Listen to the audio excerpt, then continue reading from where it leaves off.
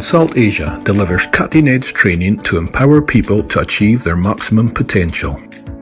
Engaged in developing and delivering customized learning and development programs specializing in leadership, business, sales, and life coaching.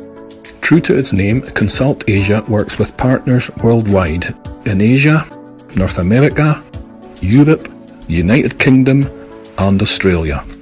All from diverse industries: hospitality, tourism, banking, real estate, retail, direct sales, legal, manufacturing, and oil and gas. Consult Asia closely works with partners in their people development and business enhancement programs to achieve their business goals. And the Consult Asia Global team is just as world-class. Consultants and facilitators, coaches and mentors are industry experts from distinct backgrounds and cultures.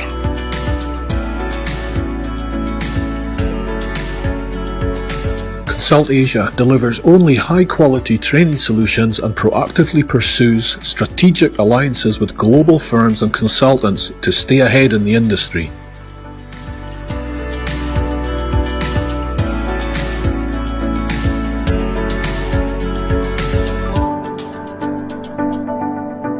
Consult Asia Global, the world's preferred training group.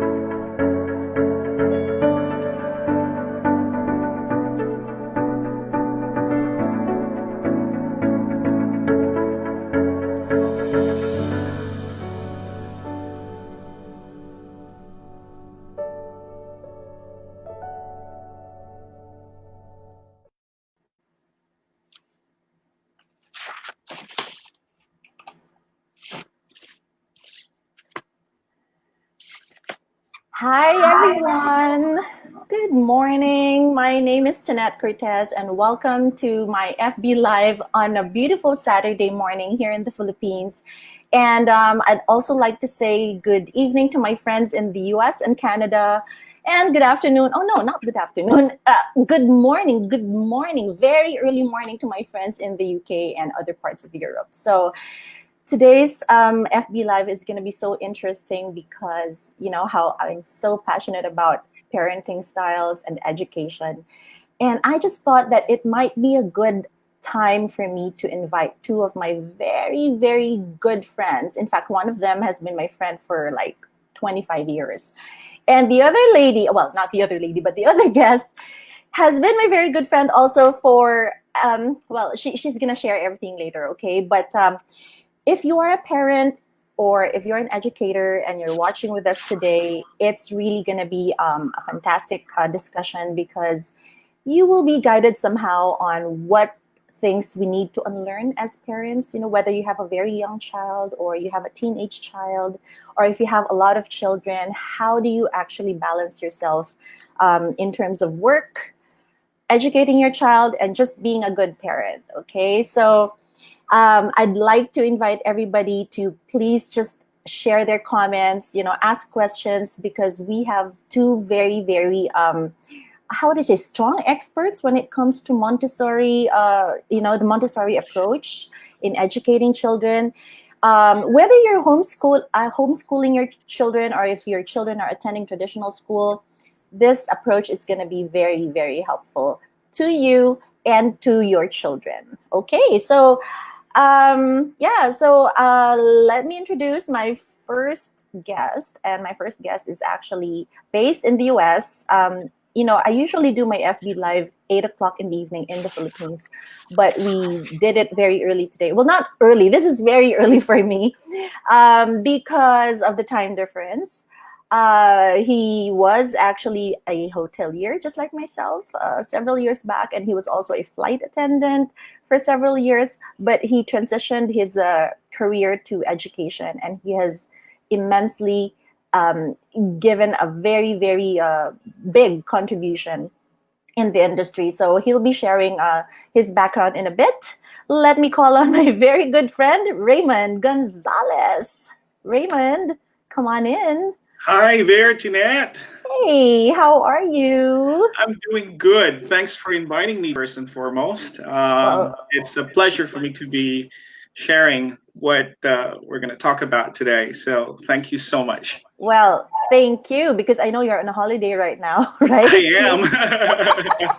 Okay, so you can share with us a little bit more about your adventures, in a while, okay? Yeah, sure. No worries. So now we're going to introduce Raymond. Another lady is joining us today who's also a very good friend of both of us. In fact, Yes. I met her through you, and our guest also is, of course, I'm very proud to have her as Consult Asia Global's Director of Strategy and Innovation. And to all consultants who are joining our team, she's the one who's interviewing them and, creating that rapport and sharing all her knowledge on how to, to join Consult Asia. So without further ado, Raymond, would you like to introduce our very good friend? That's right. We have here Donna Donna May Tomboc. Tomboc. Hi, Wow, Donna. exciting. Good morning, Hello. everybody, or good afternoon, or good evening for you guys who are in the other side of the world. So happy to be Mhm. here. Thank you, Tinette, for inviting us. We're so honored to be here. Oh, you're absolutely deserving of this, this platform because, guys, at later on towards the end of our conversation, Donna is actually launching a book. And I had to really force her. I said, Donna, you gotta be on my FB Live so that you can talk about it. It's life changing. So we're all excited, Donna. Okay? I'm so excited Right. too. I know. And we promise we're not going to be too formal today because Yeah. Okay. we're going to get sick if we're too formal. So I'd like to say hello to our viewers. We have viewers from Australia. Itchy Domino, she says, good afternoon from Australia. Oh, yeah. Oh, my God. I forgot to say hello to my friends in Australia. Yeah. Good afternoon in Australia, Itchy. And then also we have Sandru. Is it Sandru Wantin? Hi, good morning, watching from the Philippines. Hi, Manay. Okay, is it Sandro Wanton or Sandro Wanta? Oh, French. Ano ba yan? Sandro. O, di ba? Pag sa French kasi, di ba, Sandro Wanta. Okay. Right. So, Mon, Donna, tell us a Yes, little bit about Tinette. yourselves first because I didn't have to ask for your CVs and profile because it's just so Do we need blah, that? right? No, just say a little bit about Let's start with the only rose among the Raymond. Take it away. Okay. Yeah. Raymond, Do please tell us a we little really bit have to about start? you. Of course. Right. Please. Okay. Yeah. Well, I've been in the field of education for the past 20 years.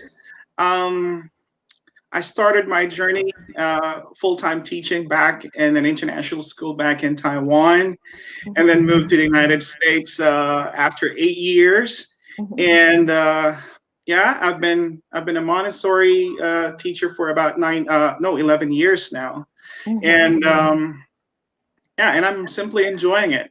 I believe, I've gone through many jobs, as you've mentioned. Tinette and I have met in the hotel industry, and I've been also a flight attendant back home. And then after that, of course, I love traveling. When I finally moved out of the country, so I found my passion in teaching, you know. Mhm. So I guess that's where I would say it's really not a job for me. It's Mhm. more of I mean, it's more of a mission. It's not a Mhm. job. For me, it's more of a mission. Yeah. Mission to uh, give yourself and Mhm. share what you knew about the world and about growing, right? Mhm. And that part of you are sharing it to the generations of our younger generations, and that would mean something because you contribute something for their life, Right. especially Right. the young learners. Okay. Right. Okay. Thank you, Mon. You're And welcome. now let's hear it from Donna this time. Donna, tell us a little bit about you. This is like a VTR for a commercial, okay? You're muted, my dear. We can't hear you. Dons, we can't hear you. Ayun, Okay. I'm on mute. I'm sorry. So there, Raymond and I met in the US in the school there, and that's exactly where it all began. And now we're like inseparable. We're together in his school in Children's Montessori, and we have a new project called Homebound Montessori. So the history of that is I've been trying to escape, the hectic life of being in HR, in the Philippines, and then like what Raymond said, he shifted his career from being a hotelier to being an educator, and it's the same thing for me. I shifted my career only because it was just so fascinating. Like we observed this classroom, Dr. Riggs' classroom, and it was just I was just speechless because all the children were working so busily, and when I entered the room, I made some noise because there was a bell by the door, but nobody really paid attention to me. They were still busy with what they're doing, and I was only supposed to be there for 30 minutes to observe the children, but I ended up staying for the whole entire work period only because I cannot believe that a 4-year-old can do long division. I cannot believe that a 3-year-old can actually focus on pouring rice. And it was just fascinating. Like, what kind of sorcery is this? Afterwards, I was educated in the traditional school, so for me, during that age, my teacher just kept on telling me what to do and what not to do. But the teacher in that particular classroom was nowhere to be found. In fact, she didn't greet me when I entered the room. She was just busy observing the children, and that was a mind altering, paradigm shifting time for me. That's why I decided to shift it. Because I don't know, Raymond, if you remember, we were planning to do our MBA from the language school that we were enrolled in. But I made the decision to pursue Montessori instead of MBA.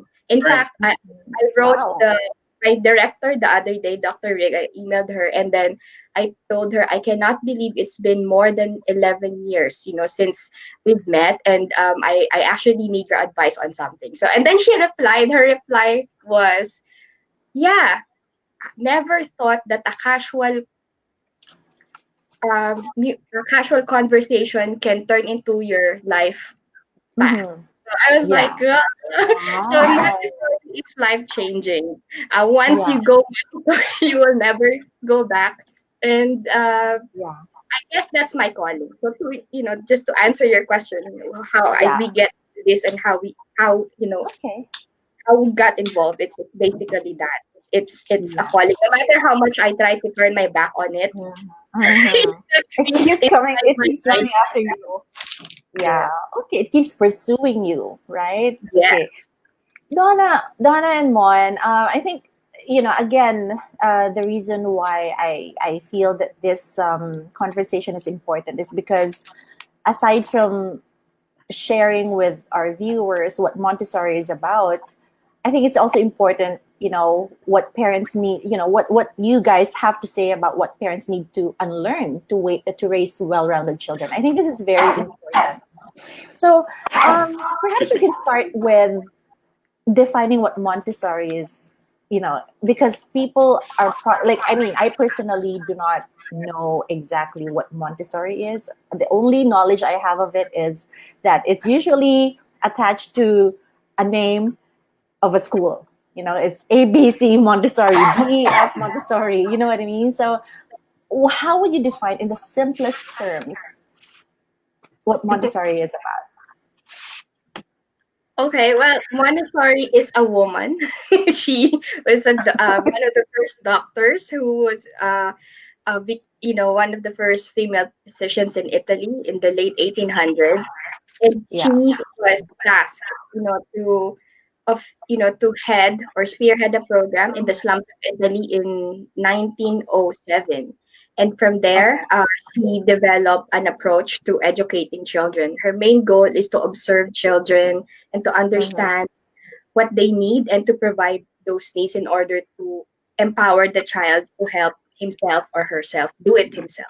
So their banner is education is an aid to life. So the Montessori approach to education is really to aid life. Okay, all right. And Mon, would you like to add anything to what Don has just shared? Yeah, well, I'll just base it on my personal experiences. I mean, of course, I grew up in the Philippines, and as just like you, Tinette, I mean, you may know that Montessori is attached to a name, and then it's called Right. Montessori, right? So for me, it's just like when I heard about Montessori when I was back home in the Philippines, I know that it's attached to the children that are so witty. You know, if we say, hey. This child goes to a Montessori school, she's in a Montessori school, or he's in a Montessori school, and you know right away that it's about this, right? About the brain, you know, that they excel academically and everything. So, but for me, I've learned more about Montessori, and I was so happy that I was able to put myself into Montessori and get engage myself with Montessori, because I mean I've appreciated it. It's just like, for example, I mean, me, I remember myself like, you know, I'm not really good in math. I'm not really good in science and stuff like that. But you know what? When I had my training with Montessori, I would say, wish Montessori is part of my growing years. You know, it would have, I would have loved math. I would have loved. Yeah, I would have been an engineer.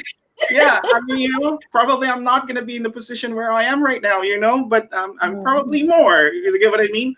Because the full potential of a child is basically starts from from the young age, right? So, but yeah, Montessori is as many will think, it's like it's more of an educational method, but it's really more of an approach or attitude about life, right? Growth and development. So Montessori materials, like for example, which Maria Montessori, which Donna had mentioned, our foundress, right, created all these materials and approach.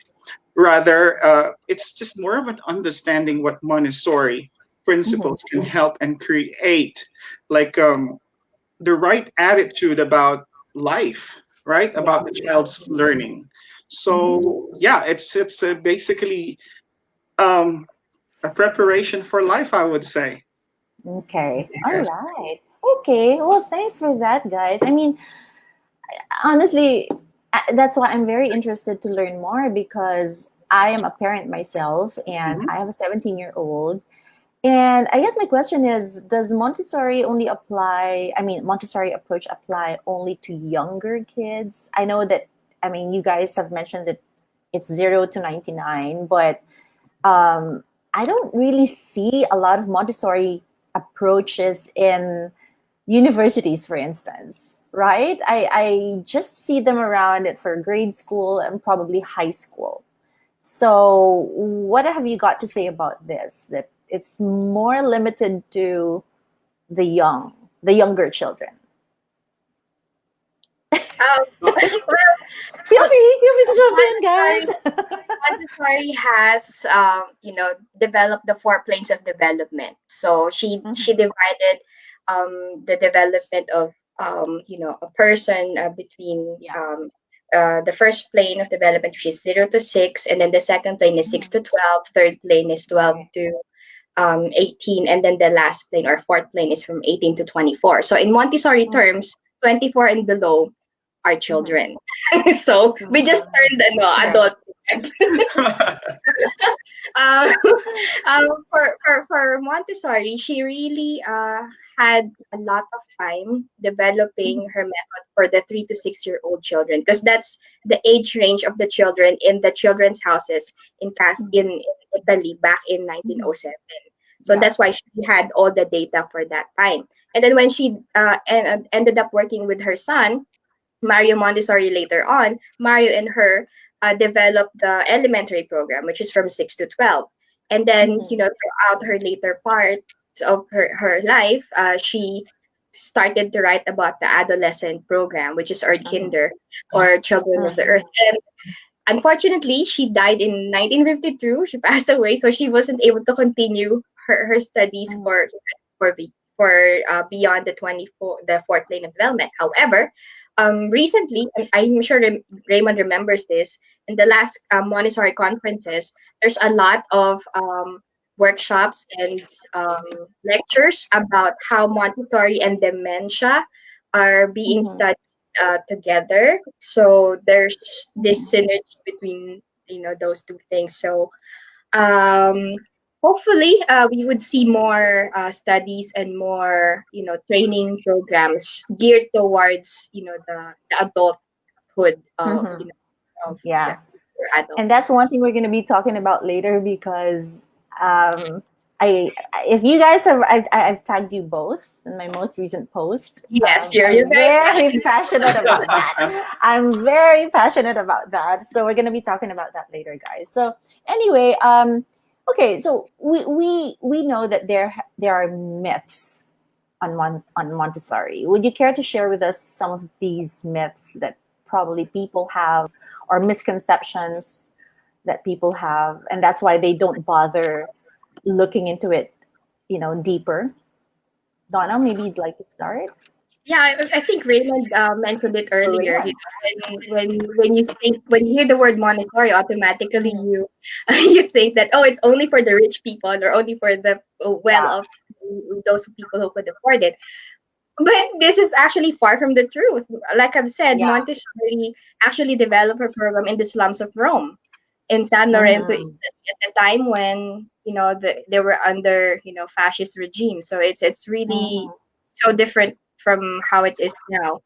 But more than that, I think the first thing that really really struck me in my studies in the last 11 years is that children are believed to be completely dependent on adults. Like children, even if they're turned 3 years old already, we still baby them, we still come after them, clean up after them, feed them with the nannies, right? Yeah, with dote them with with everything that they need. And it's just not benefiting the child. Montessori always says that any unnecessary help is a detriment, to the child's development. Right? Yeah, exactly. And it's just really counterintuitive for us, especially for us Filipinos, to not make sure that the child is well fed, or the child didn't wash his or her hands before eating or stuff like that. So we constantly breathe down their necks and then not knowing that it's really the what it's like slowly cracking down on the light behind the child's eyes. So there, I think that's one of the biggest myths that I've really encountered so far. That children are heavily dependent on adults, right? Why do parents do that? I mean, sorry to ask. I know I'm a parent, but why do parents do that to their kids? Well, I believe don't understand, because I personally, I'm not taking credit for anything, but I personally did not have Sophia, become dependent on a nanny or on me for little things. Like, I mean, at a very young age, she was feeding herself. She was tying her own shoelace. When she couldn't tie the shoelace, I bought her shoes without shoelace. No, just kidding. There you go. Yeah, but I mean, seriously, right? But it was so fulfilling as a parent for me to see my own daughter, develop skills. But as you said, Donna, that parents sometimes follow their kids around, feed them, wipe their mouths for them. Why do they do that? What is the psychology behind this? Because that's how they were raised. It's a generational and I believe it's also cultural.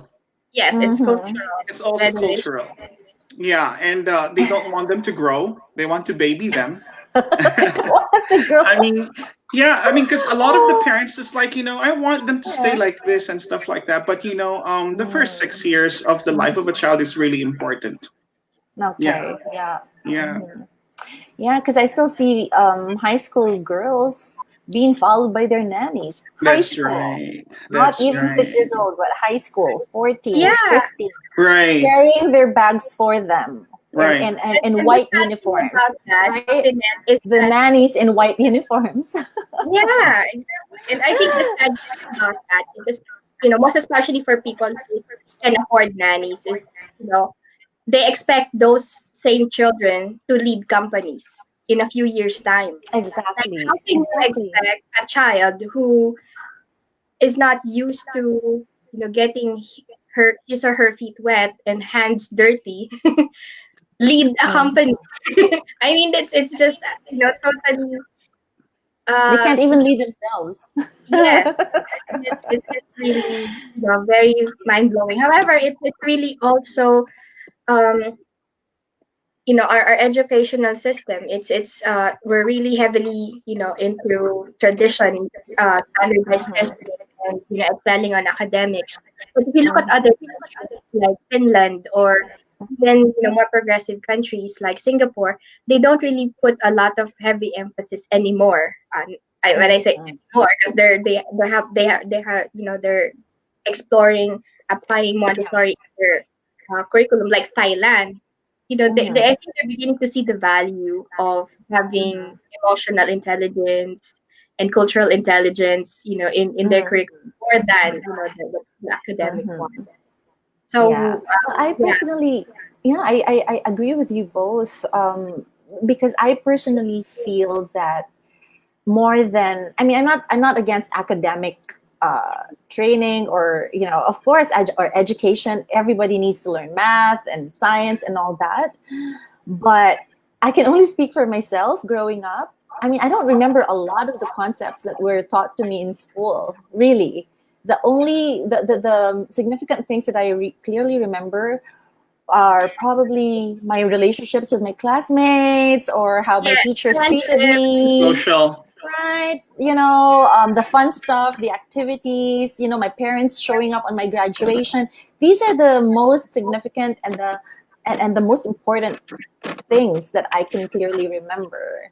Not that I didn't need math, but I think, and that's going to be one of the things that I'd like to consult you guys on later on, right? So, okay, what do you think do parents need to unlearn to raise well-rounded children? I guess at this point, it's important for us to define what a well-rounded child is, because I mean, of course, we don't want super smart kids who don't socialize with people, or we don't want very sociable people who turn out, or sociable kids who turn out to be very rude and nasty. Sometimes they're sociable but they're rude. You know what I mean? Or they don't have manners. Right. They don't know how to listen. Or we don't want super polite kids who have no self-confidence. Do you know what I mean? yes. So there's always a trade-off in those things. So I think, from educators like yourselves, you guys can enlighten us on what a well-rounded child is. Or Um, did I already describe them to you? exactly. I was just about to point that out, but I'd like to use a Montessori term for that. Montessori called that normalization. It's the balance between impulse and inhibition. So that's the goal of the 3 to 6 year old classroom. Yeah. The end of that period, if the child is really able to be normalized in the classroom, then the child would have a sense of joy, in doing work, Mm-hmm, mm-hmm. working. She has the love of order. She can Yeah. concentrate for long periods of time. She has this Yeah. attachment to reality and obedience. Mm-hmm. So Correct. obedience in Montessori parlance, there's actually 3 levels of it. There's 3 levels, Mm-hmm. which is beyond the scope of our topic right now. But all in all, Okay. when a Montessori child really is a person who has self-discipline, and Mm-hmm. they're grounded in reality. They have independence and they show initiative. Okay, now that's Yeah, and very that's important. what Montessori is all about too. I mean, because in a Montessori program, of course, you encourage independence for children, and I would say that here in the United States as well, if you ask parents why are they sending their children to, at a very young age? Of course, Yeah. not just, of course, them being busy parents. Yeah. They want them to be right away in a classroom or group of children because they want them to be socializing. They want Correct. social right away at an early age. Mm-hmm. They really sometimes don't care about what academics are. They just want them to be socializing with other children, because Okay. I believe it's also really important for children to know how to do that. And we find the balance in Montessori. With Montessori, just like what Donna had mentioned earlier, Yeah. where the child is going to um, not question you anymore. Why is the color of her skin is different from mine, or something like that? Yeah. In my own class, respect is one of the biggest Yeah. word, because the children would definitely know why the color of the skin, the color of the eyes are different, and from there the children learn how to respect each other, and Yeah. that is really important nowadays, most especially. Um, at this time, I mean, with so many chaos going on around, and with our environment, the children really need you know some important stuff to learn about life, about person, True. about their, yeah, personally, yeah. Okay.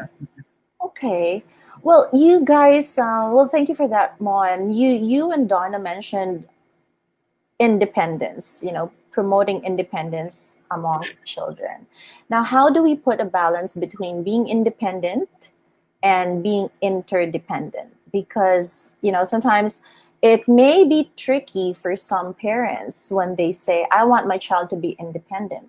And then they grow up to be self isolating most of the time because they are too independent, that they feel they don't need other people.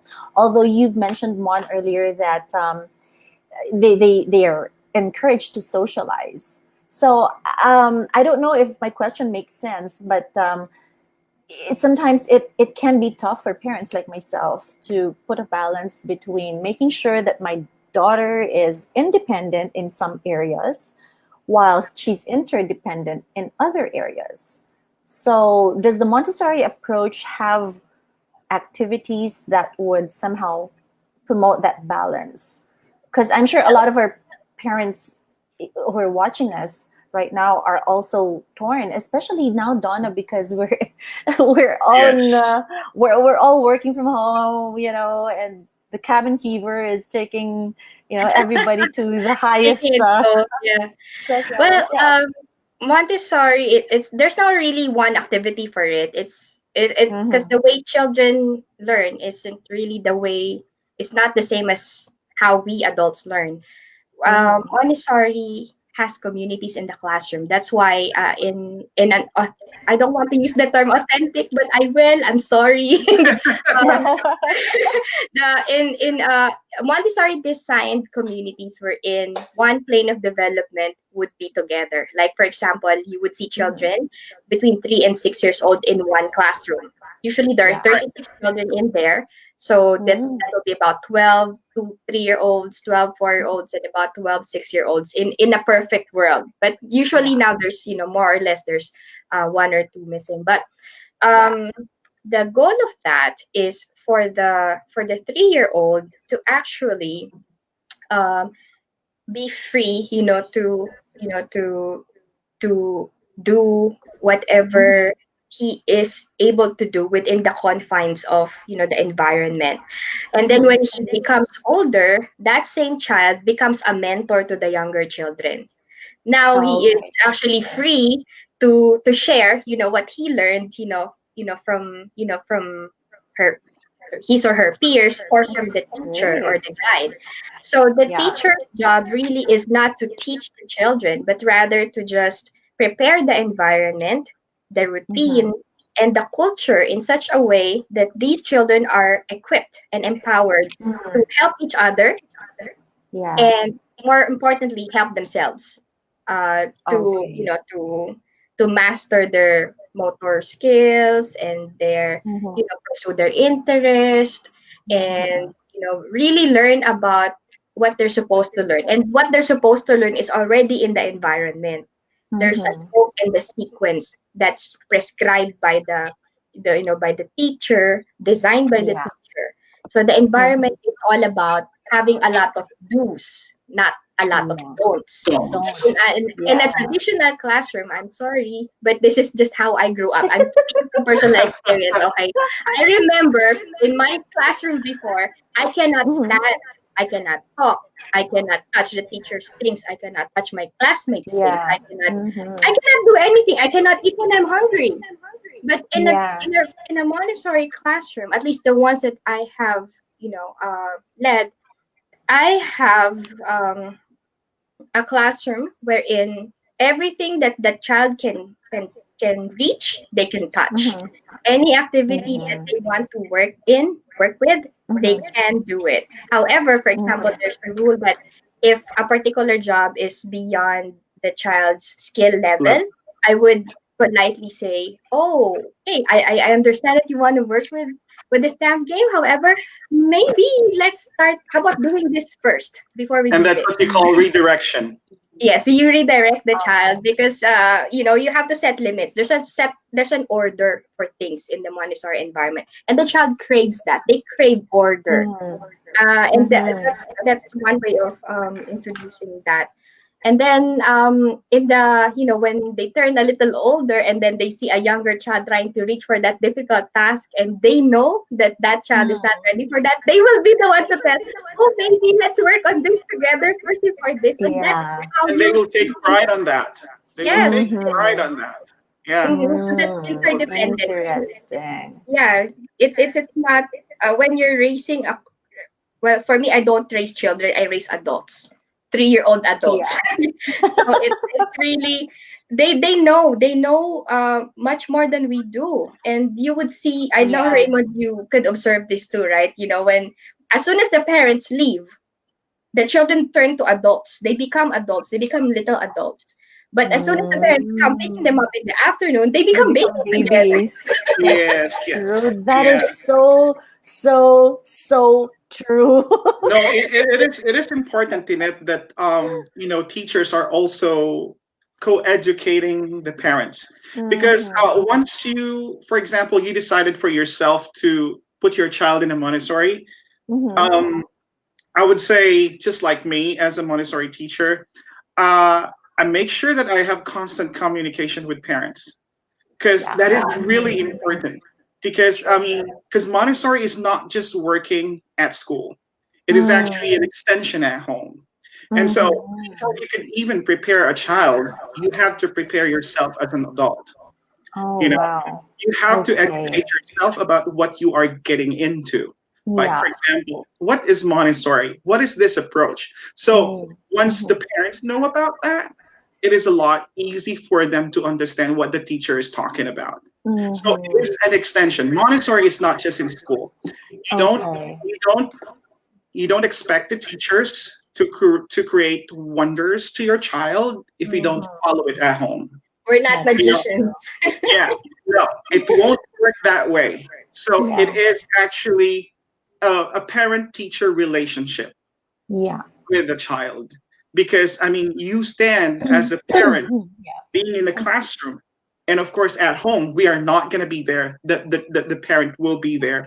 So it is really important that you have communication with your Yeah. parents, because learning what how are they doing at home is really important for you as well, because Mm-hmm. you will see children, they're so different when they're at home or when they're with their parents.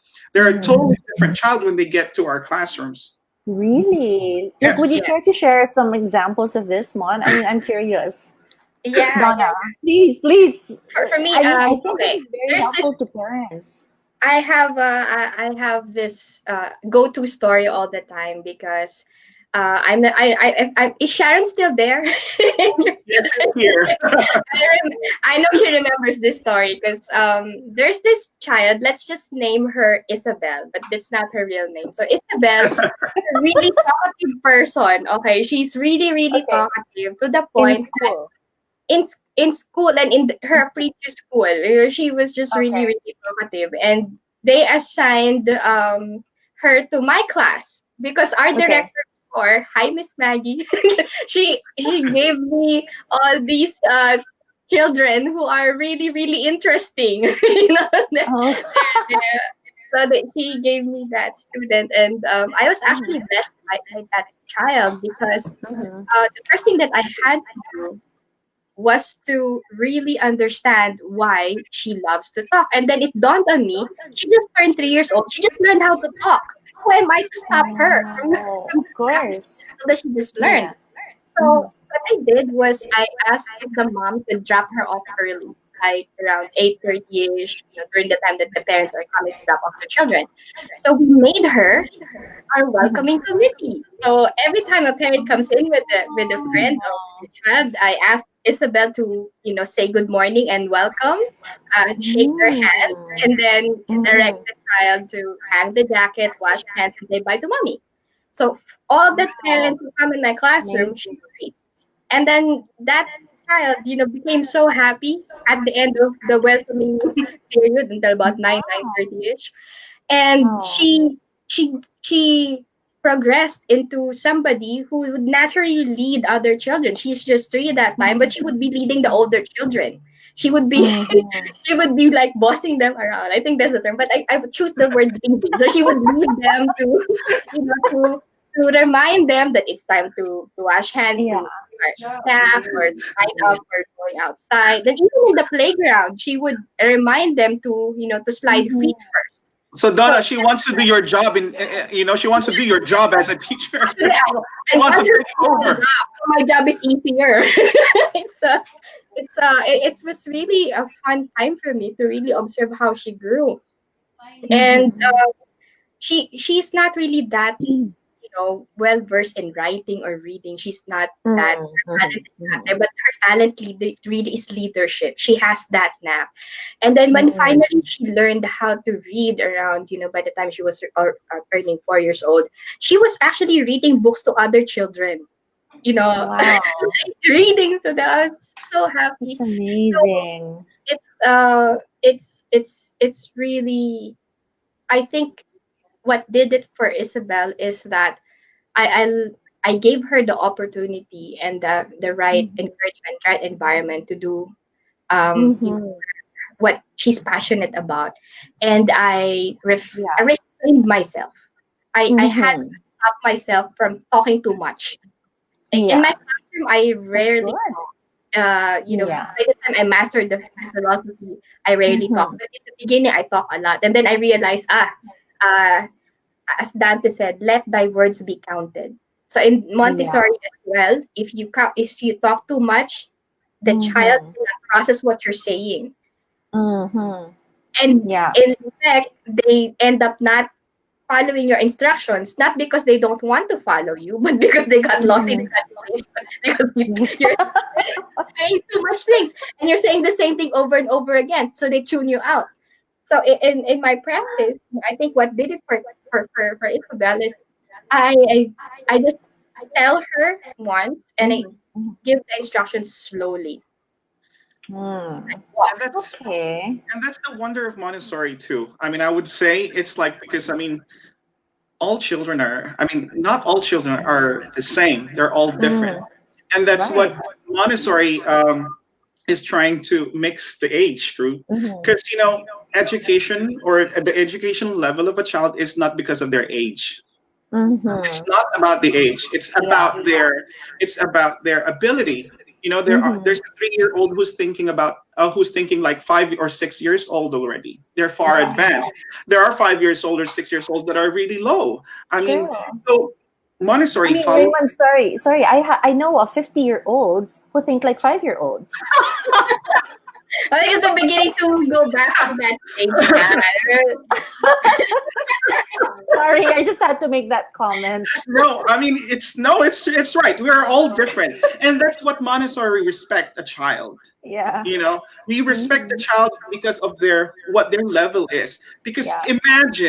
imagine a group of like children all at the same age, and you expect them to have the same level of like ability to learn everything. No, it's not that. That's why sometimes it true. frustrates a lot of children, and they Mhm. lose interest of like going to school because of that. Oh, that's so true, Mon. You That know? is so true. Yeah. Mhm. So what is good about it is that you respect what the child level is, and as a Montessori teacher, a Montessori guide, a Montessori educator in a classroom, you know your children, each and every one of them, what their abilities are, Okay. because it's not a lesson for everybody. It's their individualized lesson. Yeah. You know each and every one of them. So when you meet the parents for parent teachers education, you have a separate, each individual unique report Yeah. for each parent. So you're not trying to put all the kids in one box and trying to fit in, but rather No, you're creating a unique mold for each so that everybody can shine and that's present right. themselves to the world That's as right. unique individuals. That's right. Wow, That's why. That's one. really, Yeah, really it's because that's one way of respecting a child, Tinette. That's of one way of course. respecting a child, because I mean, you wouldn't want to drag a child going to school. You Yeah. want them to go to school on their own. Yeah. A lot of the children, they're so excited to go to school and stuff like that because of their new bags, new everything. But you know what? After that, because of the It approach of wanes. certain experiences that they've experienced in school, like sooner or Yeah. later, I don't want to go to school anymore. And so you have to find out why. Yeah. Right? You have to True. find out why. What's the interest? So we follow Yeah. what the interest of a child is. If the child is interested about dinosaurs, please let them, because that's what they like. If the Right. child is interested in like doing arts the whole day, let them. Let Yeah. them. Let them. Or dance all day. They can dance all day. It's what they Right. like. Because that's what they like. That's what they Yeah. wanted to do. Yeah. It is of course it is our responsibility to redirect them and Yeah. balance it. That And have a balance it. balance. Yeah. All So right. usually when a child just wants to dance all day long, I would say I would observe the child to do it for an hour or so. If the child still wants to do it, then usually I give like a heads up, like, okay, in 5 minutes we're going to wrap up and eat snack first, and go from there. And usually they know that, as long as you have the a prime, like a Yeah. routine that they could follow, they would follow that. But just to add to what Raymond was discussing earlier, in my class before, I have children who are doing dinosaurs, but the other set of children are doing butterflies, and have another set of children doing buoyancy or magnetism. I have other children doing their phonics, other children doing um, their long division. So every day I'm doing like 5 or 8 lessons, Different things. different topics, and you're Wow. juggling all these information, because you have to meet every child. And what the beauty of that is that the children who are doing dinosaurs would Yeah. actually teach dinosaurs to the children doing butterflies. And the children doing butterflies would tell the children doing the phonic sounds, like butterfly starts with. And do you know that butterflies, the caterpillars, they become liquid first, and then they reassemble themselves and they become butterflies. So I mean, the excitement that you see in the children, it's just so Yeah. contagious. And when That's they go true. home, when the parents pick them up, the parents doesn't have to ask them, what did you do today? They They will tell tell the them. parents, and they will take the parents' hand, and they will show them, "Mommy, look at the butterfly. That's It just amazing. It is. it It is. metamorphosized." They use big words because we teach them big words at such an early Yes. age. Amazing. So That's right. It's amazing. That's why sometimes even parents will ask me, "Are you talking about this and that?" I said, yeah. "Yeah." Well, I haven't learned about this till I was like sixth grade or something like that. So, I had. Let me just share this experience quickly. Mhm. I have an intern from Arizona State University in my class, and it was her first day, and Mhm. she was there during my circle time, and Okay. we were talking about Claude Monet. Yeah, right. Oh yeah, yeah. So we're talking about Claude Monet, and then and I asked the children, I just started showing the picture, and the children, can you say something about this picture? Can you Mhm. say something about this artist of the month that we have? And then they Mhm. started talking about Claude Monet's life. They talk about where he was Mhm. born, in which year he was born, everything, and what kind of artist he was. Yeah. It's just like after the circle time, that student told me, Mr. Raymond, I'm just so amazed. I mean, I don't even know about Monet before. I Children mean, have Hey, wow, that's no, amazing, it's really guys. amazing what the child could actually fit in here.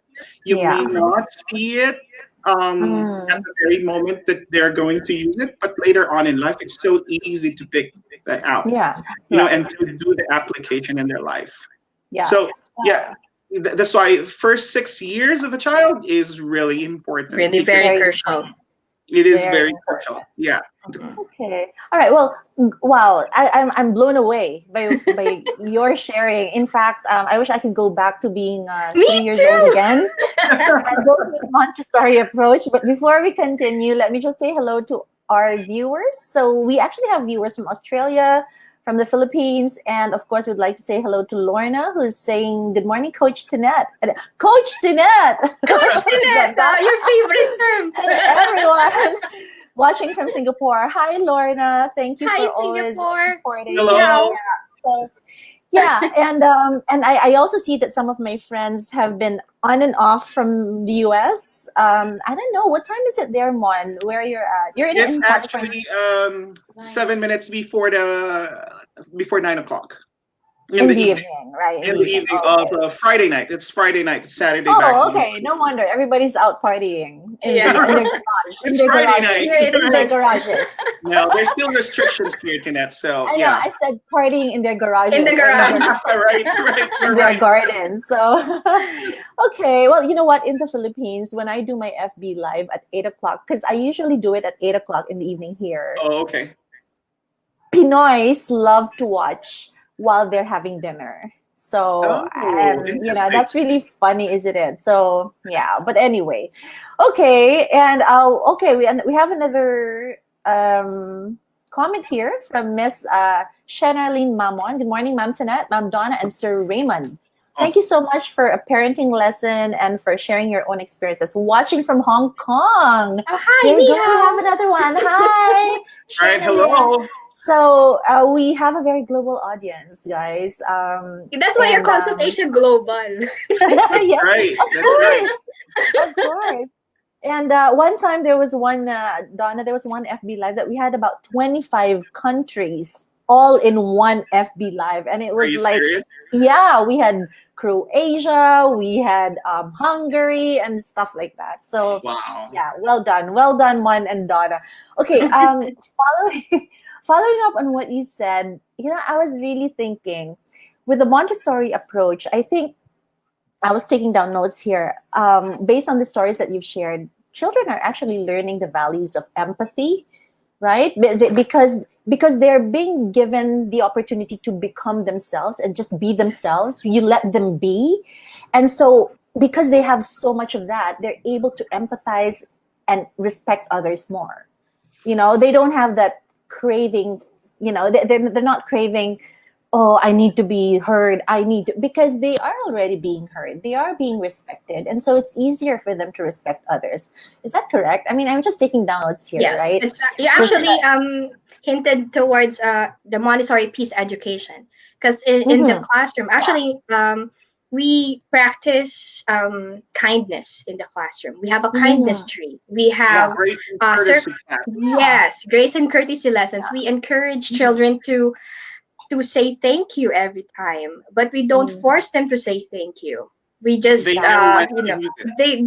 they know when to say it. And I think what fascinates me more is, when they see a child who's crying or who's sad, they would just sit by the child and hug the child without It's asking, great. why are you It's sad? They great. don't ask. At least for my children, I don't know with the other they don't really, they know. And Yeah. even if I was sad, without me saying that I'm sad, sometimes they Yeah. would just hug me from behind. And you That's you so would nice. see, the kind of sensitivity these children Mm-hmm. have when it comes Yeah. to emotions. And going back to peace education, we encourage them to take turns in explaining how they feel. So we Mm-hmm. usually have a peace rose or a peace, Mm-hmm. some object like a globe or something, and whoever's holding that would be the one who have a turn to speak Yeah. uh, Mm-hmm. his or her mind. And then once Mm-hmm. the child is done, then she or he could pass it to the other person. So it's just Mm-hmm. beautiful. You need to see that Yeah. for children Yeah. between 3 and 6 years old. Yeah. Yeah, and they And know how to Donna, take turns. and Donna, Mhm. you clearly know that in Consult Asia, our clients actually request for talks or training or workshops Conflict on resolution, yeah. conflict resolution, leadership, communication, diversity and inclusion. I mean, all these things that could have been learned earlier in life.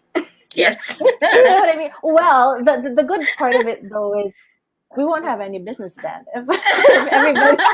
No, actually, this is something that you have to learn and relearn throughout your life. So, I mean, Exactly, children learn through exactly. repetition, True, and true. as teachers, the first thing that we need to, to really internalize is a sense of humility, that we Yeah. have to admit to our children or to our students that we're also learning as well, that we're not the Yeah. authority all the time. Sometimes we make True. mistakes, and it's okay to make mistakes. So that that's gives right. them the Exactly. That's right. license to admit that they made a mistake, and I'm sorry Right. I made a mistake, I'll do Right. better next time. So I mean, that's the kind Hmm. of culture that we have at the 3 to 6 year old level, that hopefully would pass on to other levels. However, at each Yeah. level, children are also undergoing changes, especially Hmm. adolescence, there's puberty, and then again at Hmm. that point they have to learn and relearn how to Yeah. manage conflicts, how to manage emotions.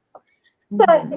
I think one thing that Montessori, I always say one thing, one thing that Montessori wants to imbibe is that love for lifelong learning. Hmm. We True. have to have that. We have to instill that so that we're not afraid to admit that I forgot one thing. I Hmm. have to relearn that, or I don't know that. Can you teach me? So something like that. Hmm. Yeah. Yeah, and it's our responsibility. We have a big responsibility as adults, as teachers, as parents, um, to the learning of our children. Hmm. You contribute a lot because I mean, you don't expect a child to follow Mm. like certain rules if they don't see it from you that you're following it. You know, Mm. so you Yes. have to practice what you are Very teaching. important. Okay, you have, because you know what, whatever they see from you, whatever they hear from you, you do not question yourself, where did she get that word from? you know Yeah. yourself, ask yourself, because your child is going to be a reflection of yourself, a reflection of what the environment is. So Yeah. environment is a very important Hmm. part of learning Yeah. of a growing child. You know, Okay. it And this is. is where, Donna, this is where the parents come into play. It's very important. The role of the parents would be very, very important in this case, right? Because It at is. home, They are the first children, educators of their yeah, children. and even when the kids are already in school, when they come home or when they're done with their online class, they deal with the parents. Now here's my question, and this is the multi-million dollar question that I've posted in my uh, previous Facebook post, right? Mhm. Is that because we have been, Donna, you know this, we've been getting a lot of requests for parenting seminars, parenting workshops. How do we deal with our children? How can we become better parents and all that? So companies actually invest in these kinds of workshops. But then again, I personally noticed that even in my school, in everyone's school, everyone's schools these days, it's like children are being taught more on academics, and yes, they talk about values, but it's really more conceptual, like it's like defining this, defining that, and it's really getting me so frustrated because it's just making the kids more, they're being loaded with so much information but no application.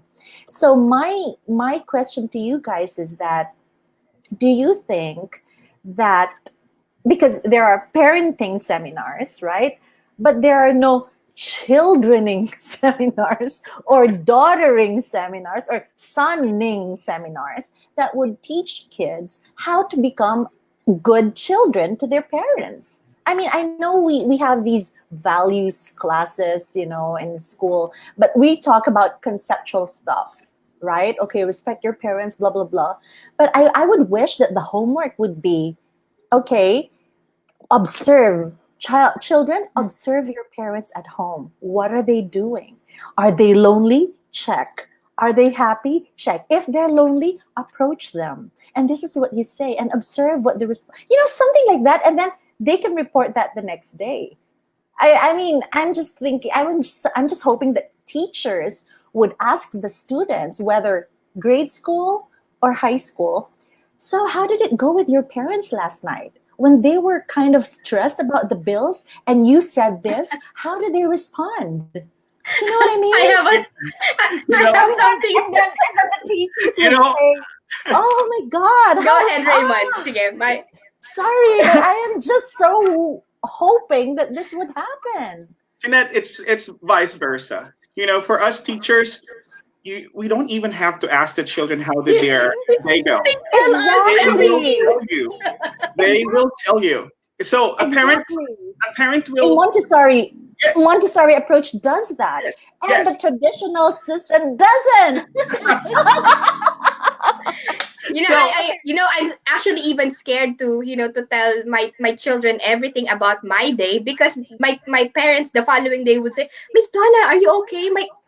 Isabel said you went to the doctor yesterday. Like, yeah, annual physical exam. I'm okay. I mean, But they honestly, tell guys, everything. sorry, I'm gonna speak out now, okay? Hashtag who got. Okay. I'm gonna speak out now because seriously, homeworks these days are stealing time away from family, when homeworks should be giving the children more time with the family. That's right. Okay, how would I feel if, let's say, Sophia comes to me and say, Mama, can I help you cook dinner tonight? And I'm gonna be like, whoa, why? Oh, because it's my homework. Yes, you know what I mean? It's my homework. But It's my tuition money at work. yeah, exactly. And you know what happens now? Sophia, could you help me prepare dinner? She's like, Mama, I'm still doing my homework. And I'm like, oh my God. Do you know what I mean? I'm still doing my homework. So now she can't help me with dinner. Okay, Pi, do you wanna eat with me? Mama, wait, I'm rushing. I have a deadline. And I'm like, oh my God. The homework should be like, can you join your family for dinner? Guys, can you switch off your gadgets for the night and just spend time, chatting with your younger siblings? Or you know what I mean? Guys, am I sorry, but I'm just so I got you. I got you today. frustrated. Right, I got I've you today. never been frustrated in any of my FB live podcasts, right? got you I'm today. usually very Just nice. talking. And Yeah. this We're is not talking just, now, so it's fine. yeah. No. Because honestly, not all Oh, Montessori. I wish. Not all Montessori does that. I mean, but you know what? Can Montessori. you switch off my camera? Because my frustration is so obvious now. Montessori believed about the family time. Yeah. Yes. That's why. Should I say authentic Montessori too? I don't want to use that word, but I'm just saying that there are Montessori that values the time of the family. That's why Yes. they do God, they don't want to send the homeworks at home because they I want. need That's this. why you tell the time. Okay. That's why you're at home. You have the time with your mom and your Oh my dad. God. You Okay. value that time that you share with each other, right? Because Exactly. the child has already been in the school for the whole entire time. That means the whole day. Yes. You dropped off your child, and you Yes. pick them up in the afternoon. So what do you Oh, expect the child to do when they get home, right? Do a lot of homework and stuff like that. Well, exactly. I hear you, Tinette. I Yes. I sympathize with you. I mean, Can you share this FB post, this I know, video to everybody I know you're please? not. So I hope someday one school will at least hear this. Yeah, Actually, more than the it's just school. balancing. It's just Mm. balancing. You know, um, I hear your frustration. I think No, for me, if seriously. I may, if it's not really the school's fault at all, I think it's also the Mhm. partly the government, because it takes a village, for now it takes a global community to raise adults, Mm, well-rounded mhm, adults. And yeah. the reason why I chose not to put up a Montessori school in the Philippines when I get back here from the States is because of all the sanctions that DepEd will give me.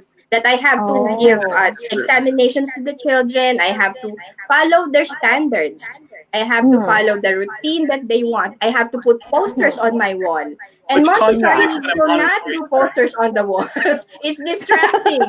So, I mean, I don't want to be in cahoots with the government, and I don't want to be untrue to what mhm. Montessori philosophy is, because it's already Yeah. me. It's me. It's in me already. I've already internalized it, Mhm. such that if I see Mhm. it somewhere else, it triggers me. That's why I stopped Yeah. joining groups in Facebook for Montessori groups and Mhm. stuff like that, because it Mhm. triggers me. I see a lot of things that are not really not so much Montessori. Exactly. So Exactly I right. stopped doing that. So that's why I put up a travel business and I joined consultation, because I just want to have a simple life. But now, because of the pandemic, it crept up to Yeah. me, and my clients are Exactly. not really in the Philippines. Most of my clients Mm. are in the States and in Japan. So Right. um to just to to answer your to address your concerns earlier, for Montessori, Mhm. especially for 3 to 6 year olds, we don't have homeworks. It's a no-no. And even from 6 to 9, Okay. I don't think they have Mhm. homeworks in the Montessori world, because we Mhm. actually make sure that the children Exactly. spend more time, with With their families family. after. And Yes. when they do homework, it's not really paperwork. It's more about a project. Like one of the projects that I remember is, I mean, for a high school Montessori student, is to determine the algal levels of the ponds around their community, and they Mhm. presented the results of that to the government. Imagine that, high school students presenting to the government, giving them opinions on Yeah. how to resolve that problem. And Yeah. my other Right. story, another favorite story, let's just name her Isabel again. So Mhm. for this child, she's already in her, I think, fifth grade now. And during the pandemic, her parents celebrated their wedding anniversary. And of course, in Mhm. California, they have shelter in place. They cannot really go out. Yeah. You know what that child did? She Mhm. asked her sister to cook, and she's going to be the server. And they set up the patio Aw. outside with the romantic dinner set up with candle Mhm. lights and string lights, and the Mhm. flower centerpiece, Mhm. and their parents' favorite food. And Mhm. they served them, and they played music for them, and then they Oh, ate that's in so the kitchen, nice. and the parents had time for each other to talk. And It's amazing. the parent posted a picture of it on Facebook. I know Sharon knows this because it's also her student. So when I Uh, saw that, I was when am just I so ever gonna be happy. able to post a photo like that? When am I Imagine gonna? that. Because Fifth every time grade. I need, every time there's a special occasion, like my uncle just passed away the other day, and I wanted Sophia to come with me. She couldn't because she was stuck with homework. Can you imagine that? I mean, it's I'm just so sorry to hear that. yes, I know, I know. I was crying I was so sad the other day, and of course I'm still sad today. But it's just really, I mean, it's we have this pandemic. Everybody's under high stress.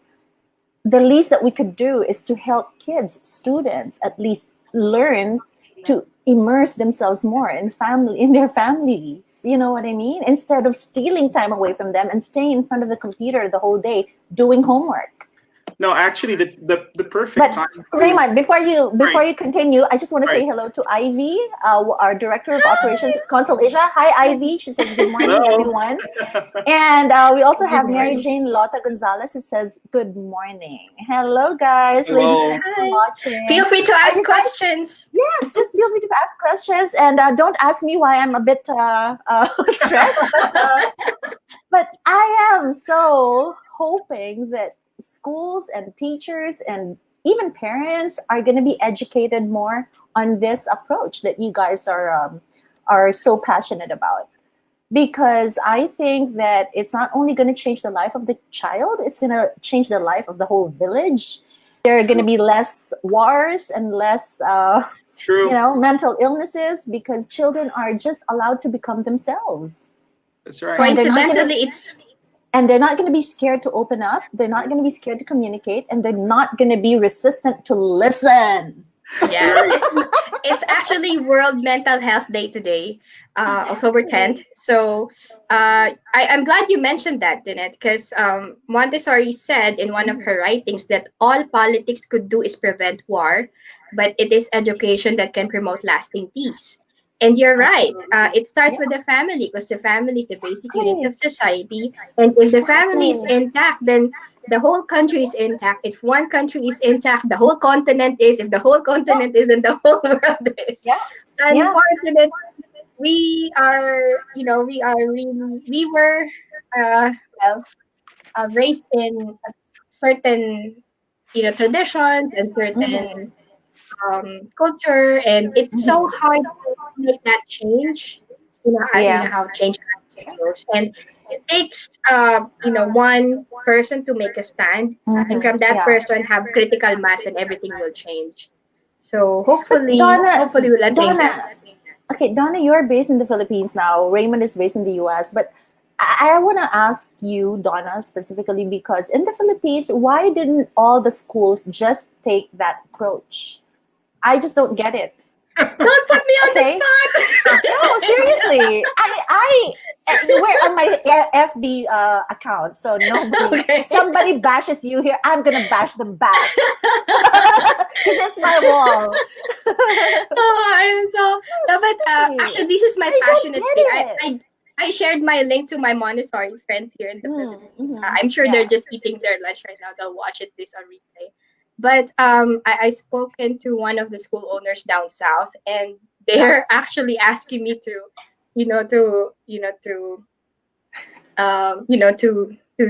do something. But I can't divulge it right now. But all I can say is, I think our hands are tied because of sanctions from the government. And if Why only would the we government could put sanctions like that? Why?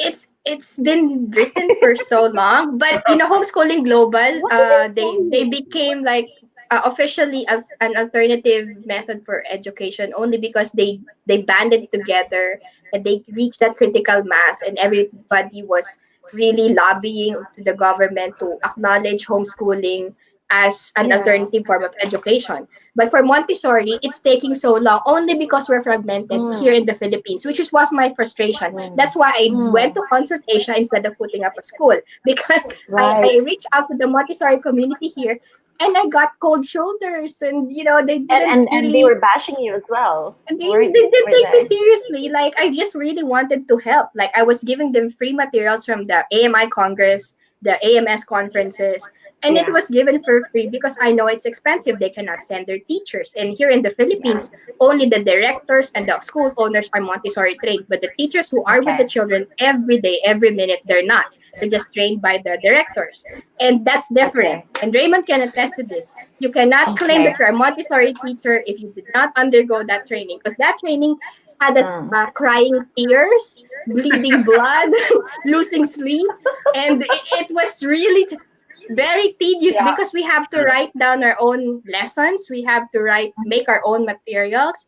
we have to observe children for 900 hours. Yeah, It's a lot it's of work. great. So Well, that's why Donna, it's really hard. knowing what I know now, Montessori will be a business unit. We'll have a business unit in Consult Asia because this has to be taught not only to children but also to grown-ups Yes, as well, absolutely. right? So, I and just that's what. pitched my CEO, guys. Seriously, I Yes, mean, it is. it's just life changing. I don't know why people are not even investing in it and why people are not even looking into it. Why the government is not even considering it to be part of, or not part, but to be Because they're busy the making modules. approach. They're busy making Yeah, I modules. And you know what? They failed to You know see that what? Montessori is a good alternative for this kind of situation. And you know what? How many kids and adults would actually say, "I love school"? I did Hardly. not. I did not A love school lot, when a I was lot of my friends, my age, our age, would tell me, "Tinette, I hated school." And I would see kids these days, "I hate school." And it's I hate almost school, like but an I love my teachers. obligation. Yeah, and it's almost like an obligation just to be in school when in fact it should be part of, it's just like breathing. I mean, school should be like oxygen, like it's a need for you to grow and to be your own person. But as Donna said, I mean, the systems these days are like, okay, you can't do this, you can't do that, you can't, and you're almost like being judged on how many correct answers you That's have, very You true. remember? Yeah. delivered. And then this is the saddest part, that people would think they're not smart, that they're not capable because of those scores. That's I mean, right. that is just so, oh my Right. God. That's very It's true. disheartening. It's And true. then here's the funny part. And then now people get depressed, people get anxious, and we're all about, oh, you're worth it. Oh, you matter. Oh my, come on. You should have told that to these kids when they were 2, 3 years old. Yes. Not when they're 50, 60, when they're going through depression. Okay, sorry. This is supposed to be a That's so very true. this is supposed to be a very loving. Parang kung may pinaglalaban dito, no? Parang, So makibaka. we're fighting for the future of our children. That's And right. I was telling Yeah. Miss Carolyn the other day from Homebound Montessori. Hi, Miss Carolyn. Yeah. We have our vision for Homebound Montessori is to create a peaceful world by 2070. Because if we invest our time in educating parents right now, uh, educating their children right now, then in 50 years, maybe, we could develop a Yeah. community wherein they love peace. And the way we're Yeah. going to do it is that we're going to have global classrooms. So as early as 3 years old, 4 years old, 6 years old, we will Okay. encourage them to make friends with people from the other side of the world, like in Africa or in Bangladesh or in the US, in Estonia, in every country. And Yeah. Yeah. there's actually people doing this right now. They have Montessori pen pal communities. So they actually write Okay. and then mail it to another family. And they talk about how the pandemic is, affecting them and what their life is like right now. And they send artworks, they send care packages, and that's the kind of community Montessori is. It's about helping each other and just embracing diversity. So if we could Okay. do that, and I'm actually encouraging all the people who get to watch this to do it. It's not bad. It's not copyright. You can copy it. You have your own version Sure. of a Montessori community or a Montessori pen pal community or what have you. But just Yeah. begin to educate your children about the fact that all lives matter. That we are Exactly. in this together, and the least that we could do is to support each other, not judge each other. Because that's Yeah. why I've been telling everybody since a while ago that it's really hard to really point fingers, because everybody is responsible for this, and we all Yeah. have to help each other and not judge each True. other. And Correct. the only way to go to succeed, to come out victorious in this situation is to really just push each other up, not pull each other down. Lift So each other. Yeah, we yeah, have to lift lift each each other. other up. Exactly. Donna, in a bit, I will have you share your book, okay?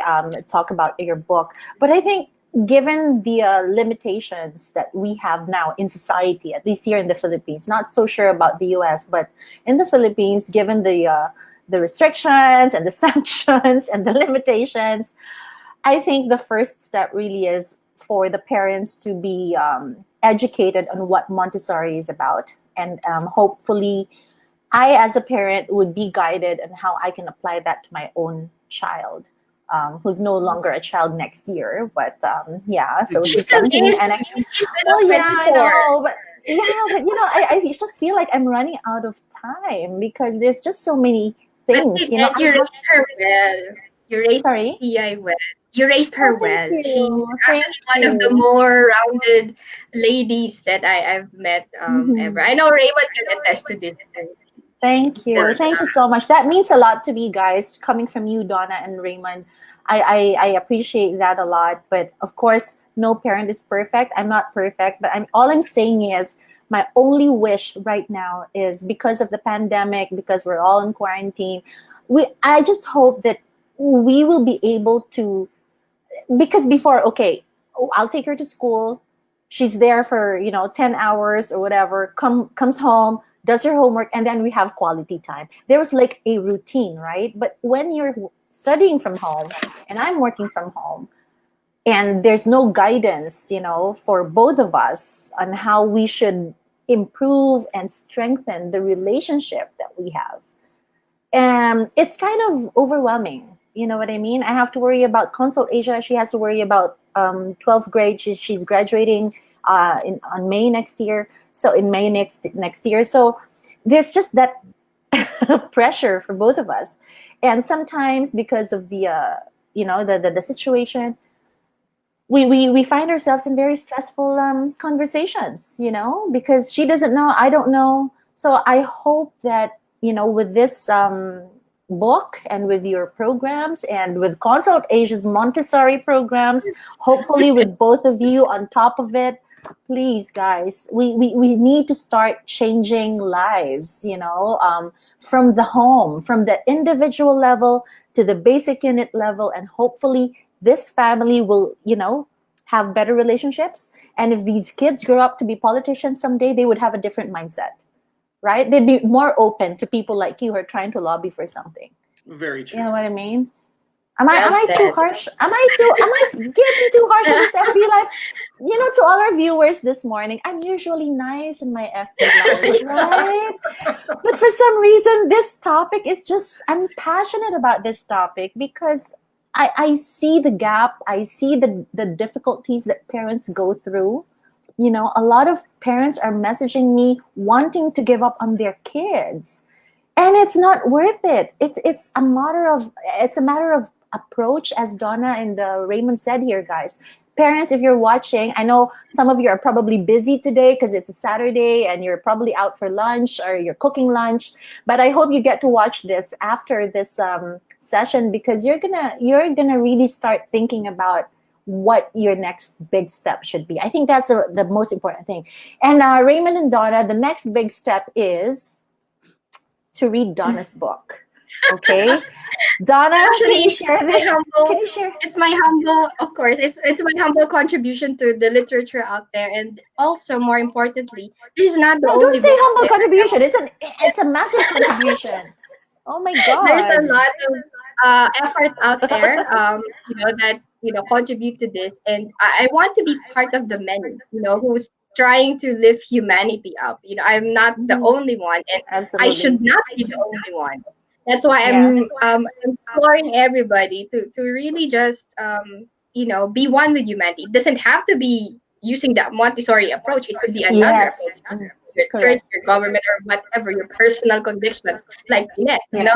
But it's really a matter of being one in mind that we have to think about 7 generations ahead.